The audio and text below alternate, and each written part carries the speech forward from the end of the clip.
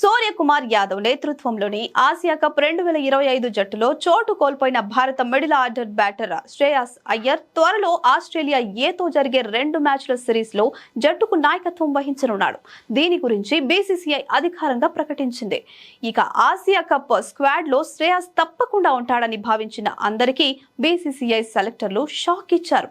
శ్రేయాస్ ని కాకుండా గిల్ ని ఎంపిక చేశారు. దాంతో పాటు అదనంగా శుభ్మన్ గిల్ కు వైస్ కెప్టెన్సీ బాధ్యతలను కూడా అప్పగించారు. దీంతో పలు మాజీలు మరియు ఫ్యాన్స్ సైతం బీసీసీఐ పై ఫైర్ అయ్యారు. అయితే వీటన్నింటినీ గమనించిన బీసీసీఐ త్వరలో ఆస్ట్రేలియా ఏతో ఆడబోయే సిరీస్ కు శ్రేయస్ కెప్టెన్ గా ఎంపిక చేసింది. అతడితో పాటు wicket keeper batter Dhruv Jurel ను డిప్యూటీగా నియమించింది. ఇక తాజాగా ఈ సిరీస్ కోసం భారత క్రికెట్ నియంత్రణ మండలి ఆస్ట్రేలియా ఏతో జరిగే 2 మల్టీ-డే మ్యాచ్ల కోసం ఇండియా ఏ జట్టును ప్రకటించింది. రెడ్ బాల్ సిరీస్ లోని మొదటి మ్యాచ్ సెప్టెంబర్ 16, 2025 నుండి ప్రారంభం కానుంది. అలాగే రెండవ మల్టీ-డే మ్యాచ్ సెప్టెంబర్ 23, 2025న ప్రారంభమవుతుంది.